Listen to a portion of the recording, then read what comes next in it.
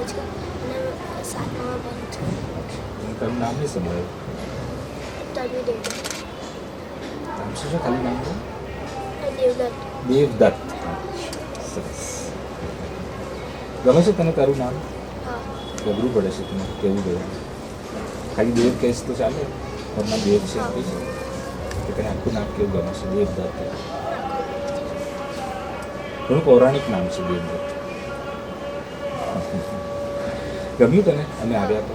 હા. શું સારું લાગ્યું આજે તને? તમે આવ્યા હતા અને સારું બન્યું અને તમે વાર્તા સમજાવી. વાર્તામાં સમજણ પડી તમને બધી વાત શું શું એમાં જે શું શું કહેતા હતા વાર્તામાં સમજણ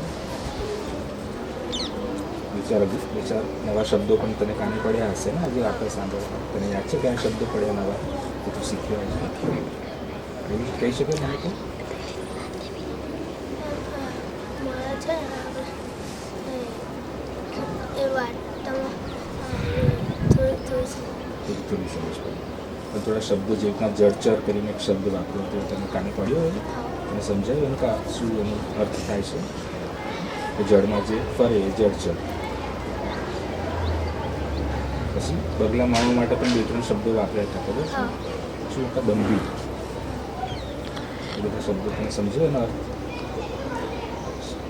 દંભી એટલે બે વિચાર રાખતા મનુષ્ય હોય કે પછી જે બે પ્રકારનો વિચાર રાખે આગળથી બીજું હોય ને પાછળથી બીજું તું શું બન્યો હતો માછલીમાં હતો કે તું બગલામાં હતો કે કરચલામાં હતો કરચલામાં હતો છેલ્લે કરચલાએ શું કર્યું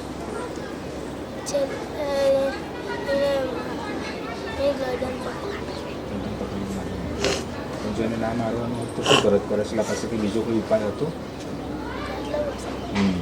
ગરદન જો ના પકડવી હોય તો એવું હોય કે તું કરચલાની જગ્યાએ તને ઈચ્છા થાય કે હું બગલાને ના મારું તું શું કરત એના સિવાય સમજાવી શકે બગલા કે તમે આ ખોટું કર્યું બધા શકાય તું સમજાવી શકે બગલાને તું પણ માર્યો તો જ એમને તો શું કરે તું સમજાવો તમે ધીરે તમે આ કર્યું ખોટું કર્યું ઓકે દેવ થેન્ક યુ